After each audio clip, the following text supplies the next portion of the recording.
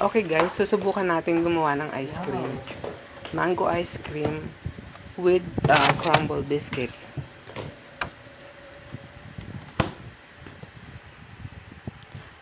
Ayan, nilagay ko na yung condensed milk. Hindi ko na naipakita kung paano ko nilagay yung Nestle cream. Tapos, halu-haluin lang. Yan, continuous lang paghalo. Hanggang sa madoble yung consistency ng cream at saka condensed milk. Okay, halo-halo lang. Oops, ang bilis ah.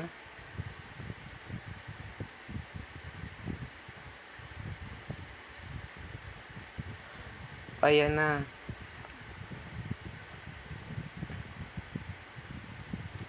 Tapos ilalagay na natin yung mango. Ayan, haluin.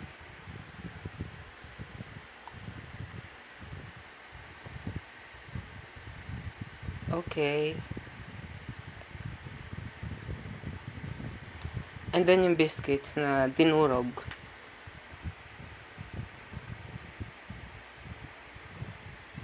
O ayan. Kumuhit pa, tinikman. Tapos ilalagay na natin doon sa empty jar ng ice cream. Yan. At lalagyan pa natin ng topping siya.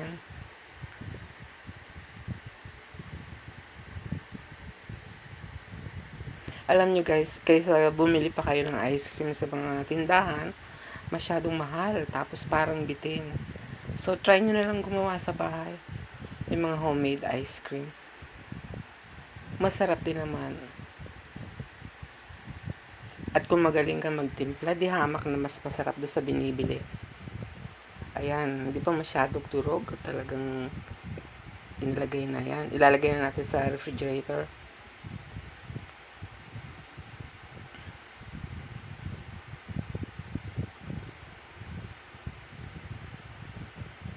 Okay.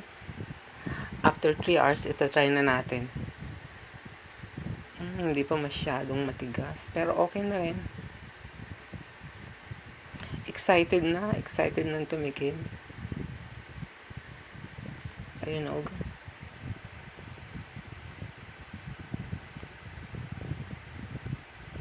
natatakam ng tumikim.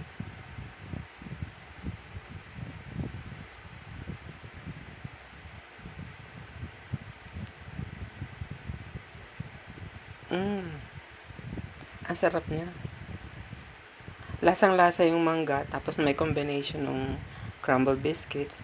Kasi season ng mangga ngayon eh. Sa backyard ko lang kinuha yung mga mangga na yan, na nilagay ko. Ayun.